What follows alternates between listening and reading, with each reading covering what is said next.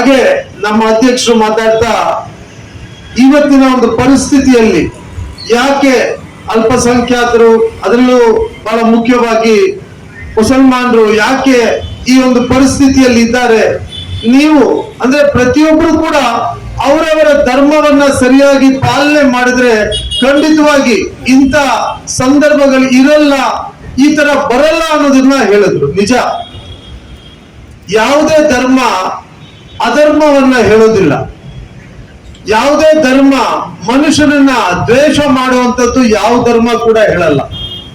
ಆದ್ರೆ ನಾವಿವತ್ತು ನಮ್ಮ ಸಮಾಜದಲ್ಲಿ ನೋಡ್ತಾ ಇರುವಂತದ್ದು ದ್ವೇಷವನ್ನೇ, ದಿನ ಬೆಳಿಗ್ಗೆ ಎದ್ರೆ ಸಾಯಂಕಾಲ ರಾತ್ರಿವರೆಗೂ ದ್ವೇಷವನ್ನ ಹರಡುವಂತ ಕೆಲಸ ಮಾಡ್ತಾ ಇದ್ದಾರೆ. ಇದನ್ನ ನಾವು ಎದುರಿಸ್ಬೇಕಾದ್ರೆ ನಾವು ದ್ವೇಷ ಮಾಡಬಾರ್ದು, ನಾವು ಅದನ್ನ ಪ್ರೀತಿಯಿಂದ ಎದುರಿಸ್ಬೇಕಾಗ್ತದೆ. ದ್ವೇಷ ಮಾಡುವಂತವರಿಗೆ ಪ್ರೀತಿಯ ಮುಖಾಂತರ ನಾವು ಒಳ್ಳೆ ಮುಸಲ್ಮಾನ್ ಆಗಿ ನಾವು ಸಂದೇಶ ಕೊಟ್ರೆ ಮಾತ್ರ ಅಲ್ಲಿ ಬದಲಾವಣೆ ಖಂಡಿತವಾಗಿ ಬರುತ್ತೆ. ನಾನು ಯಾವತ್ತೂ ಹೇಳ್ತೀನಿ, ನಾವು ಹಿಂದೂ ಮುಸ್ಲಿಂ ಕ್ರಿಶ್ಚಿಯನ್ ಆಗೋದಕ್ಕಿಂತ ಮೊದಲು ಒಳ್ಳೆ ಮನುಷ್ಯನಾಗುವಂತ ಕೆಲಸ ಮಾಡ್ಬೇಕು. ನಾವು ಒಳ್ಳೆ ಮನುಷ್ಯನಾದ ಮೇಲೆ ಒಳ್ಳೆ ಹಿಂದೂ ಆಗಿ, ಇಲ್ಲ ಒಳ್ಳೆ ಮುಸಲ್ಮಾನ್ ಆಗಿ, ಇಲ್ಲ ಒಳ್ಳೆ ಕ್ರೈಸ್ತನಾಗಿ ನೀವು, ಅದು ಸಮಾಜಕ್ಕೆ ನಿಮ್ಮಿಂದ ಒಳ್ಳೇದಾಗ್ತದೆ. ನೀವು ಮನುಷ್ಯನೇ ಆಗೋದಿಲ್ಲ, ನೀವು ಹಿಂದೂ ಮುಸ್ಲಿಂ ಕ್ರಿಶ್ಚಿಯನ್ ಆಗಿ ಕಿತ್ತಾಡ್ತೀರಾ, ಹೊಡೆದಾಡ್ತೀರಾ. ನೀವು ಬೈಬಲ್ ಅಲ್ಲಿ ಹೇಳಿಲ್ಲ, ಎಲ್ಲೂ ರಾಮಾಯಣ ಮಹಾಭಾರತದಲ್ಲಿ ಹೇಳಿಲ್ಲ, ಕುರಾನ್ ಅಲ್ಲಿ ಹೇಳಿಲ್ಲ, ಆದ್ರೆ ನೀವೇ ಸೃಷ್ಟಿ ಮಾಡ್ತೀರಿ, ಸಮಾಜವನ್ನ ಕೆಡಿಸ್ತೀರಿ ನೀವು. ನಾವು ಶಾಲೆಯಲ್ಲಿ ಪುಟಾಣಿ ಮಕ್ಕಳು ಮನಸ್ಸಲ್ಲಿ ಏನನ್ನ ಹಾಕ್ಬೇಕು ಅನ್ನೋದು ನಾವು ಆಲೋಚನೆ ಮಾಡ್ಬೇಕಾಗ್ತದೆ. ಯಾಕಂದ್ರೆ ಆ ಮನಸ್ಸು ನಮ್ಮನ್ನು ನೋಡಿ ಕಲಿಯುತ್ತದೆ. ನಿಜ ಹೇಳ್ಬೇಕಾದ್ರೆ ಪ್ರತಿಯೊಂದು ಶಾಲೆ ನಮ್ಮ ದೇಶದ ದೇವಸ್ಥಾನ ಅಂತ ಹೇಳಿದ್ರೆ ತಪ್ಪಾಗುತ್ತೆ.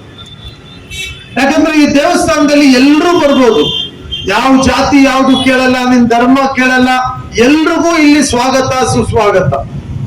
ಅದು ನಮ್ಮ ದೇವಸ್ಥಾನ. ಇಲ್ಲಿ ಪಾಠ ಹೇಳ್ಕೊಡುವಂತ ಅಧ್ಯಾಪಕರಿದಾರಲ್ಲ, ಅವರೇ ಪೂಜಾರಿ.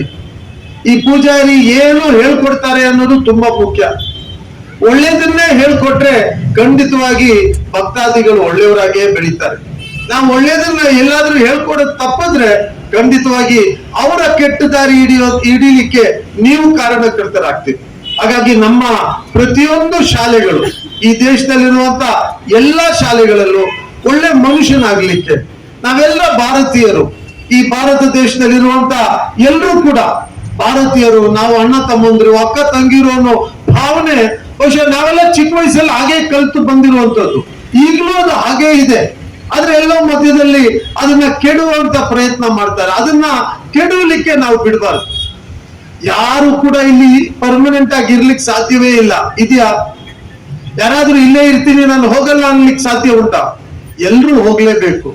ಇರುವಾಗ ಏನು ಒಳ್ಳೇದನ್ನ ಮಾಡಿ ಹೋಗ್ತೀವಿ, ಮುಂದೆ ಬರುವಂತ ಪೀಳಿಗೆಗೆ ನಾವೇನ್ ಕೊಡ್ತೀವಿ ಅನ್ನೋದು ನಾವು ಆಲೋಚನೆ ಮಾಡಿದ್ರೆ ಖಂಡಿತವಾಗಿ ನಾವು ಸಂತೋಷವಾಗಿ ಬದುಕ್ಬೋದು, ಮುಂದೆ ಬರುವಂತ ಪೀಳಿಗೆ ಕೂಡ ಚೆನ್ನಾಗಿ ಬದುಕಲಿಕ್ಕೆ ಅವಕಾಶ ಆಗ್ತದೆ.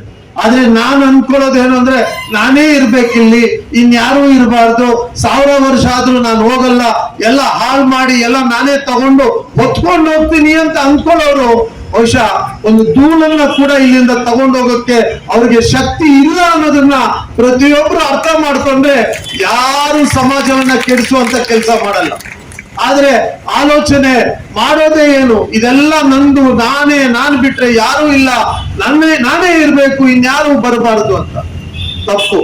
ಆ ಒಂದು ಕಲ್ಪನೆಯಿಂದ ನಾವು ಆಚೆ ಬಂದು ಒಳ್ಳೆ ಮನುಷ್ಯನಾಗ್ಬಿಟ್ರೆ ಇಡೀ ಸಮಾಜ ಸ್ವರ್ಗ ಭೂಮಿಯಲ್ಲೇ ಆಗುತ್ತೆ ಅನ್ನೋದಕ್ಕೆ ಸಂಶಯನೇ ಬೇಕಾಗಿಲ್ಲ. ಯಾಕಂದ್ರೆ ಆಗ ಏನೂ ಸಮಸ್ಯೆ ಇರಲ್ಲ. ಎಲ್ರು ಇನ್ನೊಬ್ರು ಸಹಾಯ ಮಾಡಕ್ ತಯಾರಾಗ್ಬಿಟ್ರೆ ಕಷ್ಟ ಇರುವವ್ರನ್ನ ಹುಡುಕುವಂತ ಪರಿಸ್ಥಿತಿ ಬರ್ತದೆ.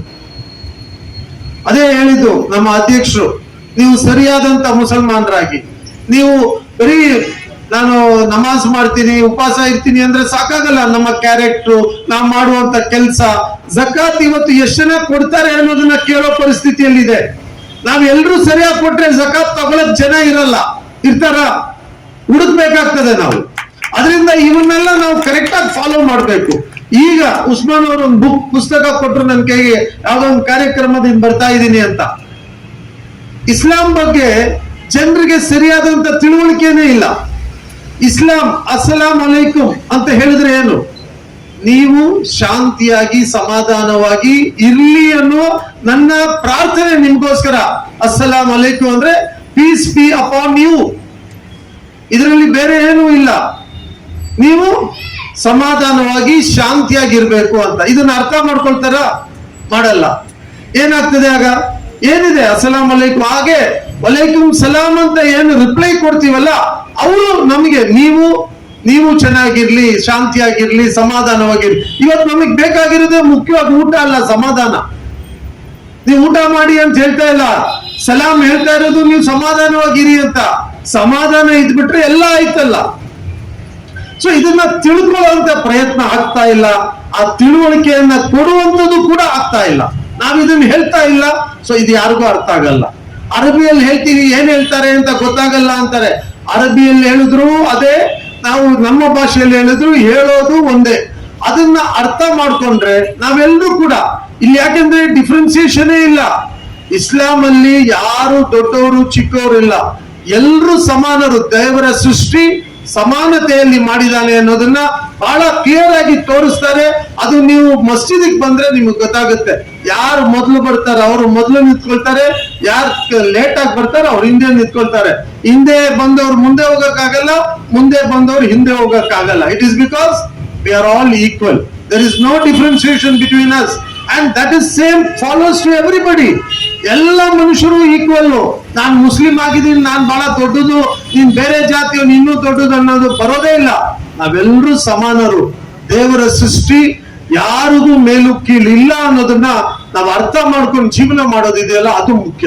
ಅದರಿಂದ ಬಂಧುಗಳೇ, ಬಂದಿರುವಂತವರು ಜಮೀರ್ ಅಹಮದ್ ಅವರು ಪಾಪ ಏನೋ ಒಂದು ಅರ್ಜೆಂಟ್ ಕಾರ್ಯಕ್ರಮ, ಅವರು ಫ್ಯಾಮಿಲಿ ಏನೋ ಹೋಗ್ಬೇಕಿತ್ತು, ಹಾಗಾಗಿ ಬರಕ್ ಆಗ್ಲಿಲ್ಲ. ಅವರೇ ಡೇಟ್ ಕೊಟ್ಟಿದ್ರು ನಮ್ಗೆ. ಆದ್ರೆ ಪಾಪ ಹೇಳಿ ಹೋಗಿದ್ದಾರೆ, ಈ ತರ ಒಂದು ಎಮರ್ಜೆನ್ಸಿ ಇದೆ, ನಾವು ಡೇಟ್ ಎಲ್ಲ ಫಿಕ್ಸ್ ಮಾಡಿರೋದ್ರಿಂದ ಕಾರ್ಯಕ್ರಮ ಮಾಡಿದೀವಿ, ಮುಂದೆ ಬರ್ತಾರೆ, ನಮ್ ಜೊತೆಲಿ ಇದ್ದಾರೆ ಅವರು ಕೂಡ. ನಾವೆಲ್ಲ ಜೊತೆಯಲ್ಲಿ ಕೆಲಸ ಮಾಡ್ಬೇಕು. ಇವತ್ತು ಇಲ್ಲೊಂದು ಕಟ್ಟಡ ಏನು ಕಟ್ತಾ ಇದೀವಿ, ವಿದ್ಯಾಭ್ಯಾಸವನ್ನ ಮತ್ತೆ ಮಕ್ಳಿಗೆ ಕೊಡುವಂತ ಕೆಲಸವನ್ನ ಮುಂದುವರಿಸುವ ರೀತಿಯಲ್ಲಿ ನಾವು ಮಾಡ್ತಾ ಇದೀವಿ. ಆಗ್ಲೇ 1000 ಜನ ಮಕ್ಳಿದ್ದಾರೆ, ಸುಮಾರು ಟೀಚರ್ಸು ಹಾಕಿರೋರ್ಗೆ. ಇದರಿಂದ ನೇರವಾಗಿ ಸುಮಾರು ಜನಕ್ಕೆ ಸಹಾಯ ಆಗುತ್ತೆ. ಈ ಸಹಾಯ ಮುಂದುವರಿಸ್ಬೇಕು. ಇದಕ್ಕೆ ನಿಮ್ಮೆಲ್ಲರ ಸಹಕಾರ, ನಿಮ್ಮ ಸಮಯ, ನೀವಿಷ್ಟೊತ್ತು ಬಂದು ಕೂತು ಇದಕ್ಕೆ ಪ್ರೋತ್ಸಾಹ ಕೊಡ್ಲಿಕ್ಕೆ ಬಂದಿದ್ರಿ. ತಮಗೆ ಹೃದಯ ತುಂಬಿದ ಧನ್ಯವಾದಗಳನ್ನ ಹೇಳ್ತಾ, ನನ್ನನ್ನ ಕರೆಸಿ ಈ ಒಂದು ಕಾರ್ಯಕ್ರಮದಲ್ಲಿ ಭಾಗವಹಿಸಿ ಈ ಒಂದು ಕಟ್ಟಡದ ಉದ್ಘಾಟನೆ ಮಾಡ್ಲಿಕ್ಕೆ, ಇದಕ್ಕೆ ಫೌಂಡೇಶನ್ ಹಾಕ್ಲಿಕ್ಕೆ ನನಗೆ ಅವಕಾಶ ಮಾಡಿಕೊಟ್ಟಂತ ಎಲ್ರಿಗೂ ವಂದಿಸಿ ನನ್ನ ಮಾತನ್ನು ಮುಗಿಸ್ತೇನೆ. Thank you. ಜೈ ಹಿಂದ್, ಜೈ ಕರ್ನಾಟಕ. ಮಾನ್ಯ ഒഫീഷ്യൽ വൈകുന്നേരമില്ലാത്ത മുഴുവൻ ആളുകളും ഈ സദസ്സിൽ വന്നിരുന്ന് നമ്മുടെ ബഹുമാനപ്പെട്ട മന്ത്രി, അതുപോലെ തന്നെ ഷാഹുൽ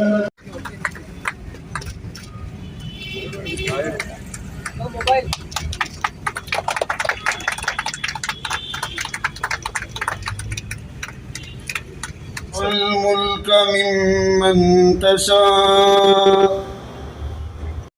ಎಂಬ ವಿಶ್ವ ಮಾನವತೆ ಸಹೃದಯತೆಯ ಬೆಳಗಿ ಪ್ರೀತಿ, ಸ್ನೇಹ, ತ್ಯಾಗ, ಸಹನೆಗಳೇ ಬದುಕಿನ ಕಾರ್ಯಕ್ರಮದಲ್ಲಿ ಭಾಗಿಯಾಗಿರುವ ಆದರಣೀಯ ಅತಿಥಿಗಳಿಗೆ ಹಾಗೂ ಸಭಿಕರಿಗೆ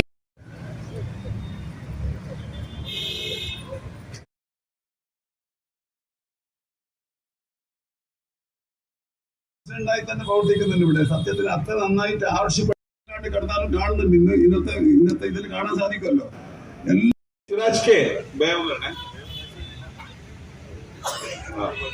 മുസ്തഫ വി കെ, പേര് വിളിക്കുന്നവർ പെട്ടെന്ന് വരണം. മുഹമ്മദ് അസ്ഗർ ഇ കെ, എല്ലാം നീലസന്ദ്രക്കാരാണ്, സാറിന് വേണ്ടപ്പെട്ട ആളാക്കിയില്ല. Ahmed Kabir, Ahmed Kabir B A, Ahmed Kabir B A. Riyas, Riyas. Abdul Majeed, next Abdul Majeed, Abdul Majeed. Jaseel, ഇല്ല, അടുത്ത ജസീൽ, അടുത്ത ഷുഹൈബ്, ഷുഹൈബ്, ഷുഹൈബ്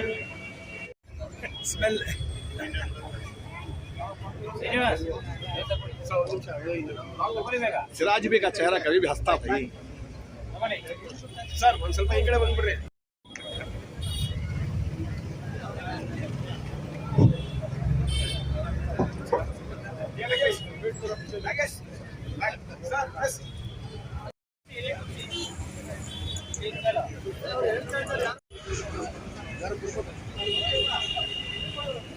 ಶ್ರೀನಿವಾಸ್ ಅವರೇ ಬೇಗ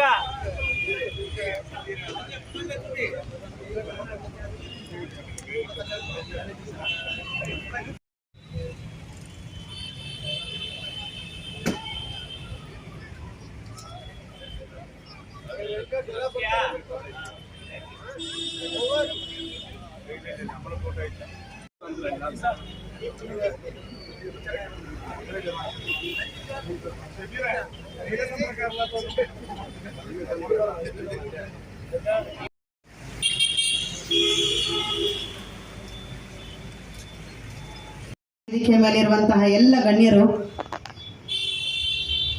ಅವರಿಗೆ ಆಶೀರ್ವದಿಸಬೇಕಾಗಿ ಕೇಳಿಕೊಳ್ತಾ ಇದ್ದೇನೆ.